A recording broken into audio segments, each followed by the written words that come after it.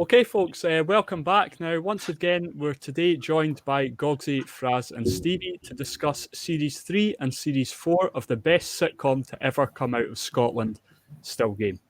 Now, for those of you who missed the first episode, we basically made a tier list of the first two series episodes, and I'll pop a link to that video down in the description. And basically, we're just rating each individual episode on a scale of this is the Bollocks, which is the best and God tier, right down to, oh, turn that shite off, Jack, which is just basically pish.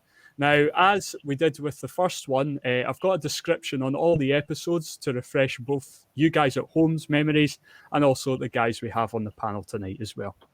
Okay, so if you guys are ready, then we'll just crack on. Yep. Go for it. Good. So, Series 3, Episode 1, which is Holiday. Jack and Victor arrive in Canada to visit Fiona. Just like in Craig Lang, the two of them get up to more mischief. Back home, Winston tries to ignore Isa's gossip while still enjoying her home cooking as he continues seeing her even though Harry has left. What do we think about this one? I'll go first.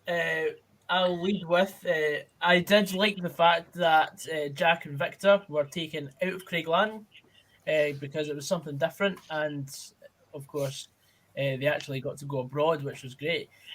But one of the subplots which I did not like was the fact that Winston was basically stringing Isa along and just using her for the cooking and then having to listen to her patter. And honestly, if I was in Winston's boots, I would literally have nothing to do with Isa because I would not want to hear her shite. That's a very in-depth analysis of the episode there. Okay, on to the next one. You're welcome. You're welcome. So, to summarise, where would you put it on the tier list? Turn that shite off, Jack. Okay, controversial. No, I'm going to second that. This goes down as one of my least favourites of the original series. It's just I didn't get it at all. It was just shite. Okay. That's it. Fair enough, yeah.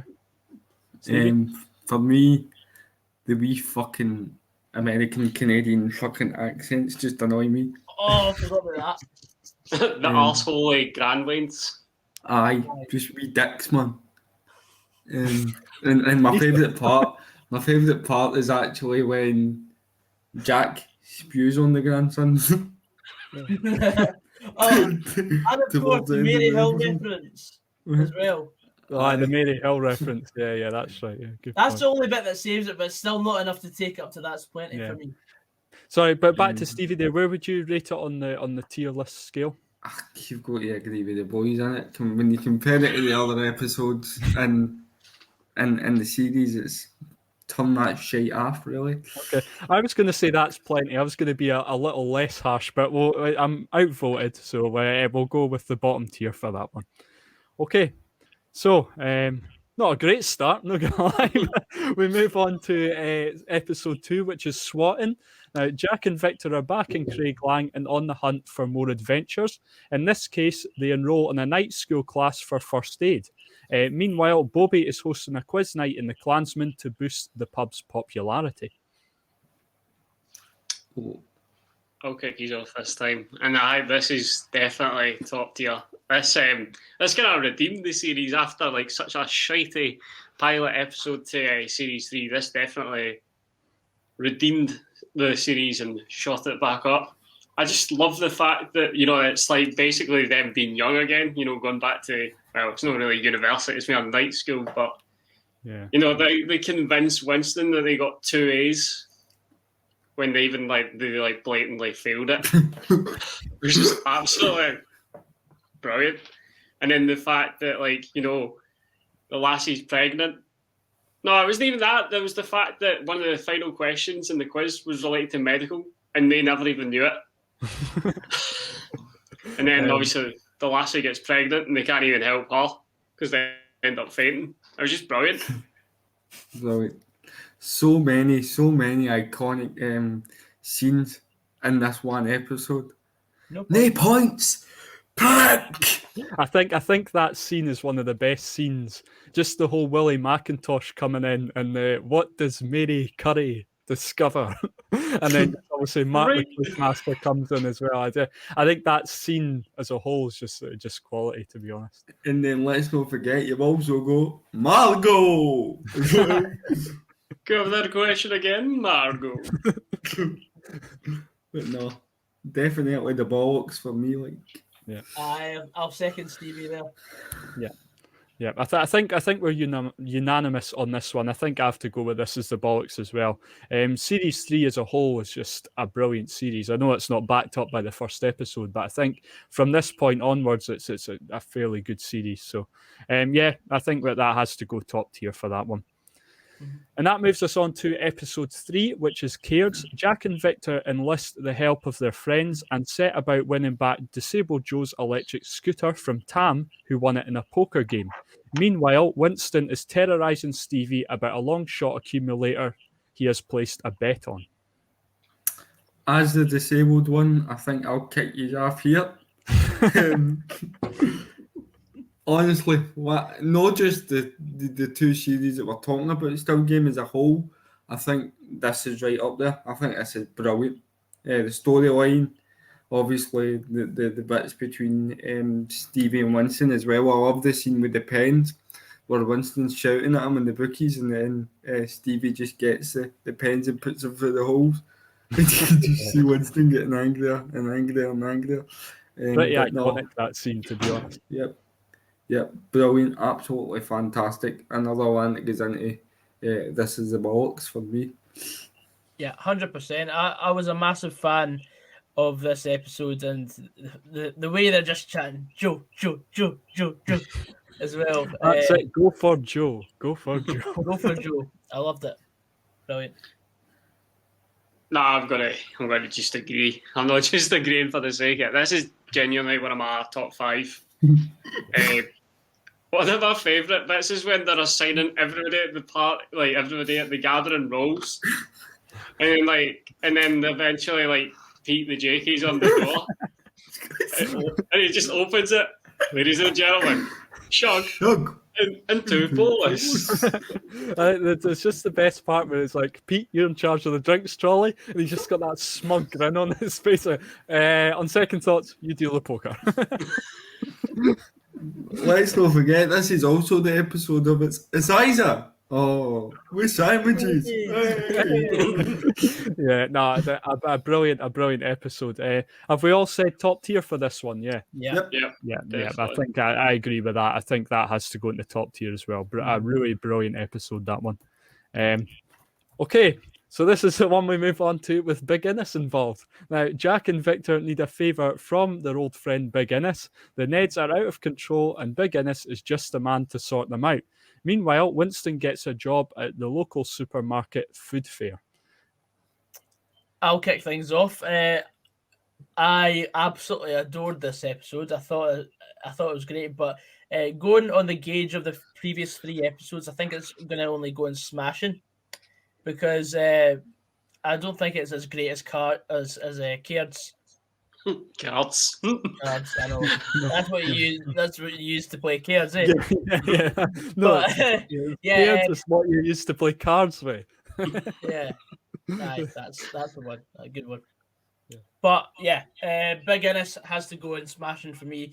Just the fact that they called in a favour from someone from Elgin, and he's traipsed all the way down, dispatched the Neds, and he rides off into the sunset with a bottle of Maduri.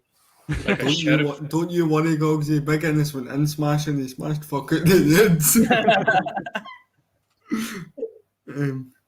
When you go, Fraz?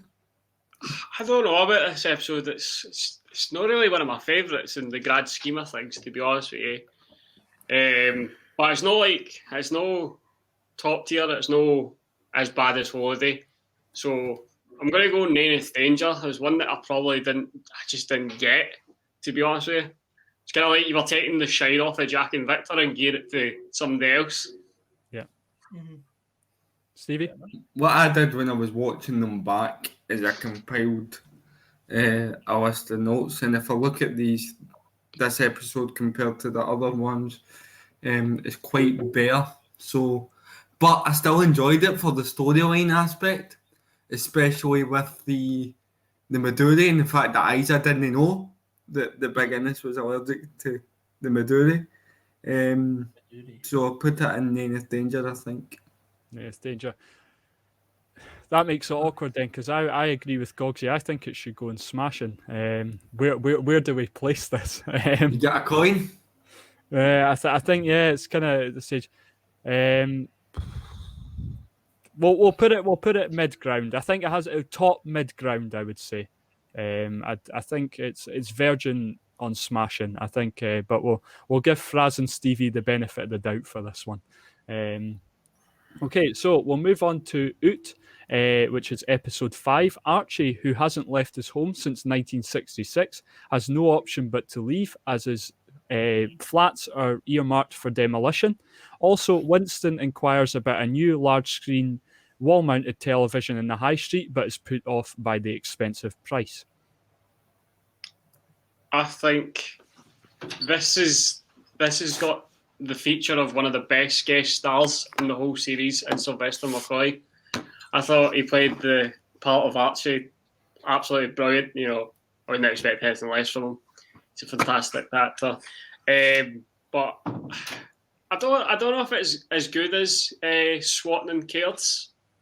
For that, I'm going to put it in Smashing. But I do really, really like this episode. So it's a high-end Smashing for me. Mm-hmm. Okay. Agreed. I think as well, the whole thing of Archie discovering McDonald's. Just whenever they walks by one, like the wee montage of Jack and Victor having to pull him out of McDonald's like a pure junkie. McDonald's, is that a butcher's? A fast food shop. Oh, other place. And then obviously the fact that he's at the swimming, absolute love and life and all. Brilliant. Tremendous. Also, I have to add on that, I mean, if we ever live in a world that England win the World Cup or the Euros, I'll probably put my shoes through the telly as well. It was a wireless that day that Archie lost. No, that was Victor. Oh. That was Victor that lost a good wireless. Oh yeah, they were talking about that in the lift. Yeah. Forgot about that. So do you not have a telly? No, put my boot through that in 1966 World Cup. Bastard Jeff Hurst. Oh, brilliant. I like the whole Winston creating the cinema in his house. I really enjoyed that part of it. Yeah. Naveed's line in it. So calm. I guess because you're coming to them. I think the way that he says it though, Naveed's got like the best, like, you know, just flat faced emotion. It's like they're all just like talking up this the fire and the Tower Inferno. It's like, look at the flames, you can practically smell it. And Naveed just glances over the curtains. Aye, Winston, that's because your gun's on fire. Just plain as you like, not even any shock or anything, no emotion. Brilliant. We'll go on to the certain football episode in one of the new series later on, but it's funny when he turns up to the football episode as well, and it's like, we need to find a hard man in midfield, and Naveed turns up and he's just like, right, Naveed, here's what to do, and he just runs flat faced towards his boy and 2 foot something. Like, it's just the lack of any sort of emotion. So I'll go with Smashing for this one. Smashing. Smashing. Stevie Smashing as well, yeah? Smashing, yep. That's it. I was going to say Naineth Danger, but the three of you have said Smashing, so we'll go with that. That's no problems with that at all. Okay, we move on to the last episode of the series, which is Af. Now, Victor fakes an illness to get more attention from his absent son, John. Isa is frantic with worry after a psychic in the Klansman tells her she's going to be run over by a silver car. And also, Winston is told by doctors that his leg needs to be amputated. I'll start here. This is another disabled-esque one, so I think you should take this. Why? This is just by chance that I'm getting all these things. You know, like Winston losing his leg, that kind of relates to disability. There is no structure to these videos. I won't As the throw that out cunt there with now. no legs, I'll go first. Right, there we go. I'll kick us off. No, I look at my notes here, and what I've got in capitals is John is a dick. Yeah. just a right prick, mate, to be honest with you. And it's the last episode in the series, so you're hoping it'll cheer you up a wee bit. I don't think it's the best one compared to others in the series. But I wouldn't quite put it in the bin, because I do quite like Winston's story in it. So I would say that's plenty. Yeah, I'm happy to agree with that. I don't know. This is another one where it's kind of like family gets involved and they're arseholes.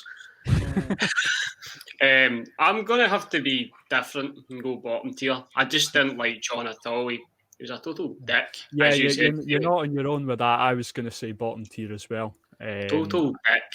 Yeah, I think not just John being a dick. I don't think the storyline's brilliant either. True. No, because you cannot want Jack and Victor to be like, you know, like upbeat doing things, whereas you've got like Victor, like I know he's faking it, but like bedbound, and it's kind of shite. Yeah. So, whenever there's like a negative plot, it's just no one wants to know, really, do they? The only reason I promoted it was because of Winston's story, and I did like that. But if everybody's wanting to put that in the bottom tier, because of how much of a dick John is, I'm quite happy we used to go with it. Yeah, fuck it. Bottom tier then. So yeah, fuck you, John. It's your fault. all right, mate. That's it. That's the whole thing, knackered. The picture I've got here of John sums him up. Let's be honest. he's a prick. He's a prick. Right, okay. So we move on to series 4 on that note. Now, the first episode is basically gone to standard English and not Scots, just because it's been broadcast to the whole of BBC rather than just BBC Scotland. So the first episode is called Kill Willie. Jack and Victor's friend Willie is dating a younger woman, and rumour is she's trying to kill him. Meanwhile, Winston struggles with his new leg, and a young hooligan is conning pensioners out of money. I love it, to be honest, Ross. And I know that everybody in here's probably going to disagree with that, but what I've listed is like loads of examples of just iconic scenes. For example, I like the PlayStation. Do you like the PlayStation? And then when Winston's and the doctor's, oh no way, you smoked your leg off, man, like that. And then what does that say? That says Nosmo King while the wee Ned's smoking a fag underneath the sign that says no smoking. I think it's brilliant. It's also the one where Bobby, they come in and Bobby says it's Lawrence Llewellyn Bone or something, and they're like, no, you can't just make as one person, see, we're a double act. So it's got loads of scenes that are just brilliant. And don't forget that Winston gets a woman's fit as well initially. Yeah. It's a bonny foot, Winston. I think all the scenes that you've mentioned have saved this from complete relegation, but I think the plots just doesn't add up to me, and the only things going for the episode are just the singular quotes that add up to "that's plenty" for me. Mm-hmm. I would agree with that. Like, the plot just is a weird one, but as Goggsy said, like, the quotes that Stevie rattled off make it kind of that bit better. Yeah. So I'd agree with that's plenty. Yeah. But the quotes are like, you know, this is one where the quotes are better than the actual plot. And there's very few like that. Yeah. Mm-hmm. Right. So Stevie, where would you put it on the tier list? At the bottom of my notes, I put definitely top 2 tiers for me. I thought you would put it at the bottom of the tier list. I mean, what? No, I would have put it in. I probably would have put it in Smash, and I don't think it would have quite put it. I'm going to agree with the other two guys here. I think it goes into that's plenty for me. I think it's okay, but nothing too spectacular. Yeah, I mean, I would still watch it, but I just don't think it's brilliant. But don't I appreciate forget you on it anyway, Stevie. Don't forget as well, guys, when life hands you melons, make melonade. Aye, that's it. That's also another one, yeah. Iconic quotes, but yeah, I think that saves it from, as Goggsy put, from being complete bottom tier. So we then move on to episode 2, which is Wireless. Jack and Victor take up the job of the local hospital's radio DJs as stand-in for Tam, who's away on holiday, and build up quite a fan base in the process. Coincidentally, David also ends up in hospital with a very personal problem. Personal problems. That's a problem. I'll kick you off on this one. This is another one that's I just didn't get. To be honest, it's one where it's I think we've spoke about it before. Stevie mentioned it. Like Tam's this radio DJ, yet there's no mention of him doing this before. Like he's always in the Klansman when everybody else is there. It's not like he's like, oh, that's me away. Ken, he's like always there, and it's kind of like this is just kind of spurred out of nowhere. Yeah, but it's kind of like they were struggling for an episode, wasn't it? And we can just make up that Tam worked in hospital radio. Like what? We are being very critical of Still Game tonight. Yeah, fuck man, I love Still Game as well. Yeah, I know. So where would you put it on the list then, taking all that into account? Probably another that's plenty one, to be honest. Yeah, going by the criticism, and there's been hardly any positives from this episode to take. It has to go in that's plenty. Yeah, okay. I agree with that. I was going to say smashing. I actually quite like this episode. The whole Rosemary thing and Winston having to get the record and his kids dragged into a dashing white sergeant and everything.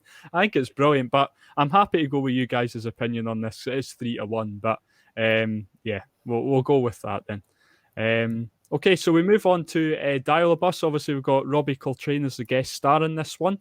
Episode 3, Jack and Victor find themselves on a terrifying bus journey when the driver, Davy, suffers a funny turn. Meanwhile, Tam decides to tag along while Naveed goes to get stock at the cash and carry, and Bobby decides to take some time off work to go cycling. For me, I'm going to kick things off. I think this is one of the better ones of the series. Hagrid's in it. Let's just put it Robbie Coltrane, you cheeky bastard. I know, but I mean, it's the bridge from my childhood of Harry Potter to my older childhood of basically seeing Still Game. Because I was a late bloomer to Still Game, and to see Robbie Coltrane driving a Dial-a-Bus and to go an absolute berserk at the mention of a donut, I thought it was quite clever, and just the whole magical mystery to her, I just thought it was hilarious as anything, and I'll happily have that in smashing. I think this one is brilliant because it involves like all of the main characters like equally. Like they're all involved in like a subplot, but they're all like equal. Like obviously Jack and Victor and Isa get taken away in this magical mystery tour. Tam and Naveed are obviously at the cash and carry. Winston's minding the Klansman, and then Bobby's doing his cycling. I think it's just absolutely brilliant how they all just tie it together. My favourite, this is my favourite after credits scene. Yeah, with Naveed smelling the breath. Yeah. That's obviously, the stock falls out the back of the van, and Naveed's obviously like sees the school children stealing his stock, so he's trying to make his money back, and he's taking the money off the kids. And then it turns out that the headmaster's also been in it. So I think it's just a brilliant episode. As Goggsy said, Robbie Coltrane's in it, and he makes a really good episode. But for that, I'm going to say smashing as well. Yeah, I would agree. Just purely for Robbie Coltrane's performance and the balance that Fraz has touched upon. I think we're all in agreement there. Yeah, I was going to put it in top tier. This is the Bollocks, but yeah, quite happy to go with top end of smashing for this one. I think. Yeah, Robbie Coltrane was perfect for the part in it as well. And I think the fact Winston takes over the pub and Eric ends up on the karaoke and that, it's just I brilliant. did it my way. Some chana, Rick. Some chana. One other thing I have to bring up is the fact that Bobby goes to a parallel bar. Basically, the barman says, "Oh, look who it is," and he does the double entendre with who would be Jack and Victor. It was like the two Ronnies in that episode. Oh, it's the two Ronnies. Oh, you got us that time. And Nice. it's a lot more cordial. It's basically like a nicer version of the Klansman. Yeah. Geez, you got us there. Quite happy to put it in smashing. Do we put it above? We okay to put it above Oot? I'd say so, yeah. Yep. Yeah, cool. That's fine.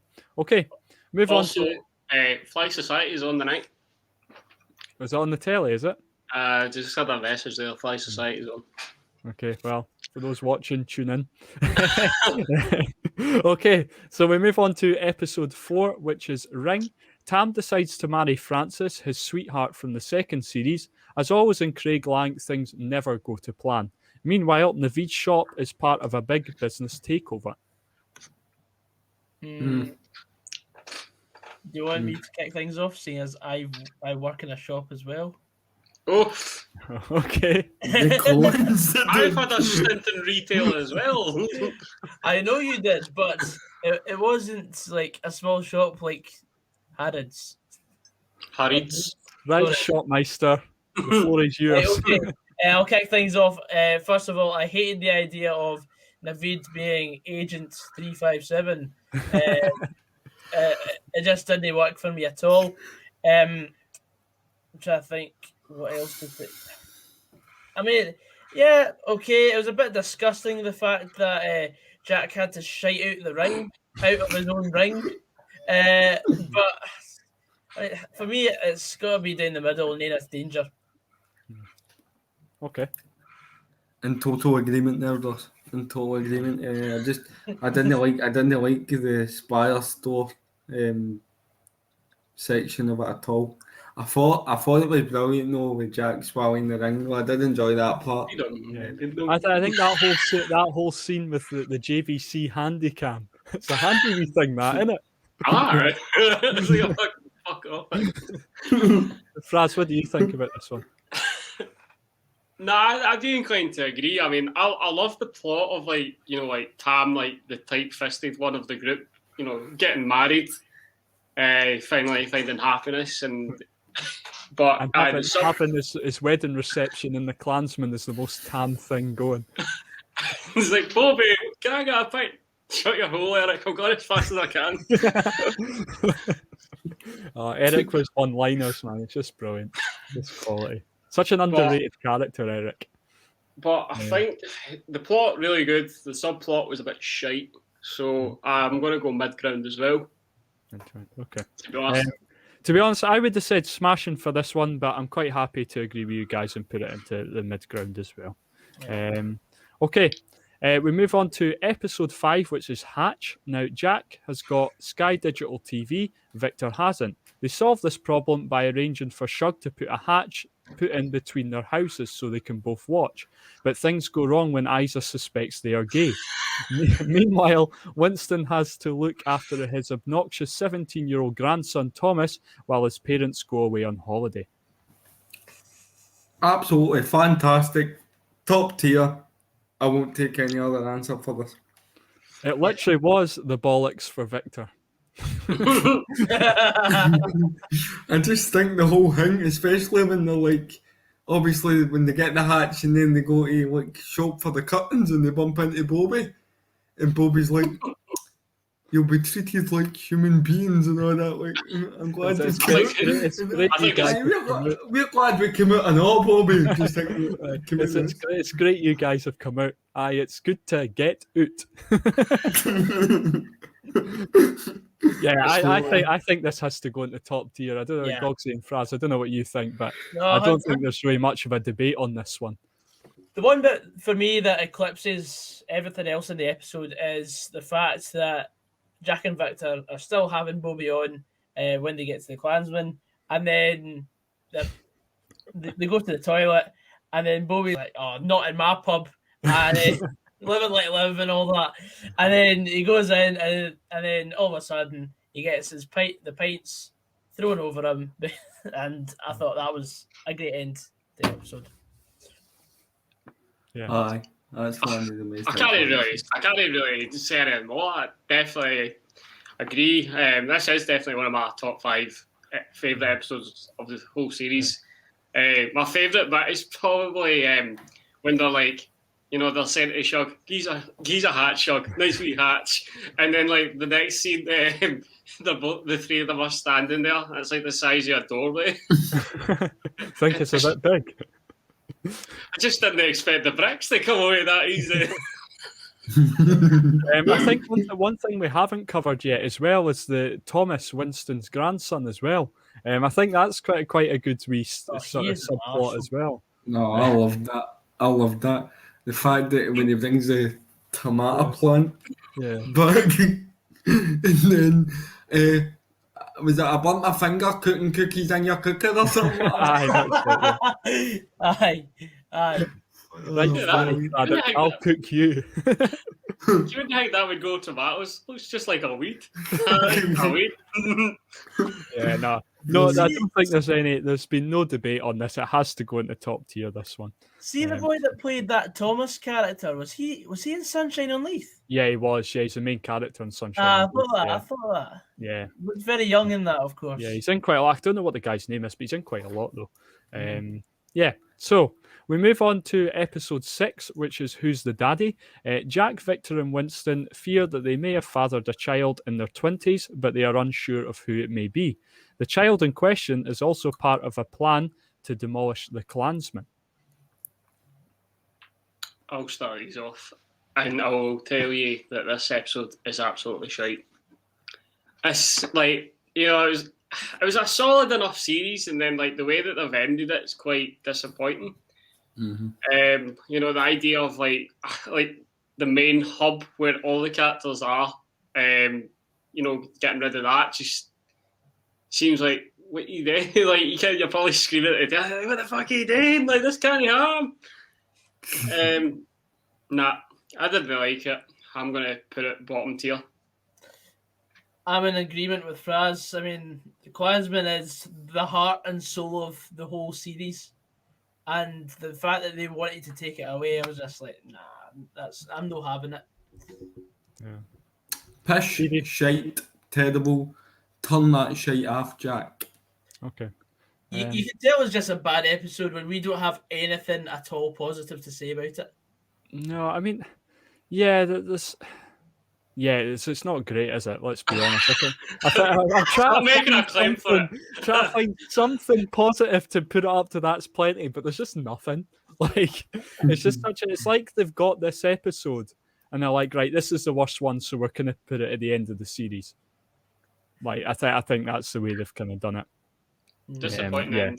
Yeah, I think we're all unanimous on this being bottom tier. Now we've also got a bonus episode on this one. We're going to incorporate the Christmas and New Year specials into them as well, and technically this goes at the end of series 4. The Christmas special called Cold Turkey. Jack and Victor fear that their usual Christmas dinner arrangement after they upset Isa, and Winston gets to grips with his turkey. Meanwhile, Francis gives Tam a ton of Christmas cards for him to deliver. Obviously, the first Christmas or New Year special that Still Game ever made. Only thing I can properly remember from Cold Turkey is the bit with Tam recycling the old birthday cards and all the rest of it. So I thought that was clever because, of course, it fits into the narrative of Tam's character. So I will have it in nearest danger for that alone. Okay. I think in amongst the 4 festive episodes, I think this is probably one of the better ones. I just, when obviously, as Goggsy said, that Tam doctors the old birthday cards and makes them Christmas cards, and Krista Posty advises him to just throw them all in the water. Christmas is a bastard, but I think it is a relatively good episode. So I'm just gonna go probably the bottom end of smashing, to be honest with you. Okay. I would have put it in nearest danger for me. I'd agree with Goggsy, but it's up to you. It's your your video. You get the cast and vote. Let's go, would you? Yeah, well, I was going to say Nenith Danger as well, so I think that's 3-1. Actually, Fraz, going on what you're speaking about being one of the best sort of Christmas and New Year specials, I think actually it's the worst one. I think the rest of them are all sort of top tier or second top. I think this one sort of goes in Nenith Danger for me. Are we all in agreement on that? Well, obviously, Fraz, you aren't, but like, you said bottom tier of smashing anyway, so we're only far off. Okay. So, is there anything that we need to move around? So we've got on the bottom tier, we've got Holiday, Af, and Who's the Daddy. Is that right the way it is, or does that need moved around? Yeah, I think judging by our reactions, I think Who's the Daddy was definitely the worst one out of the lot.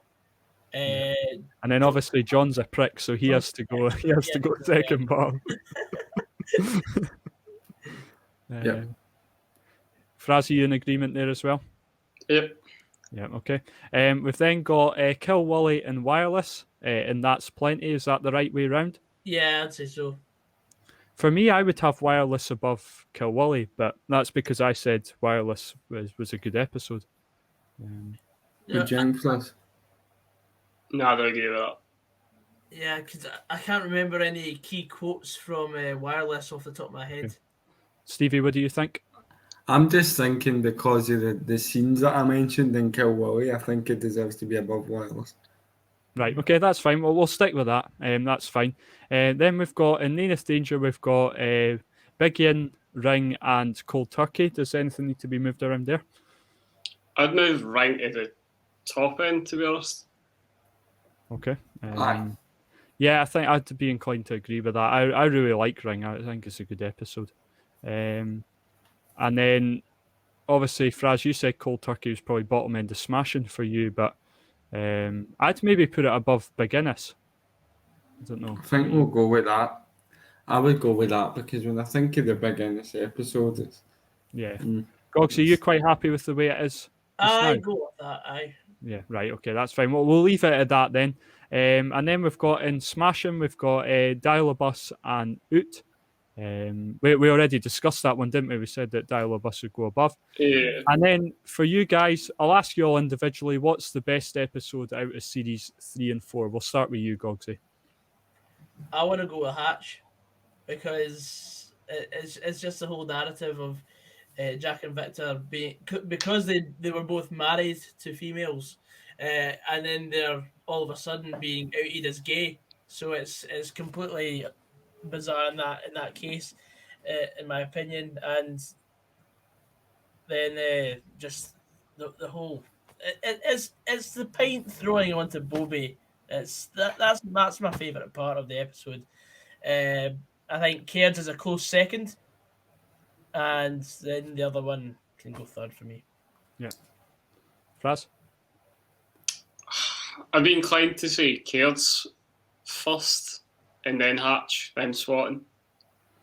Okay. I don't know. It's just probably narrowly as well.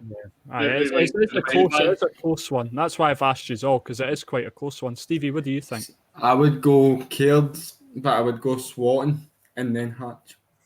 Okay, so this is just like right. Okay, well, I was going to say Cairns top, so I think the three of us have said Cairns top. I think that has to go there.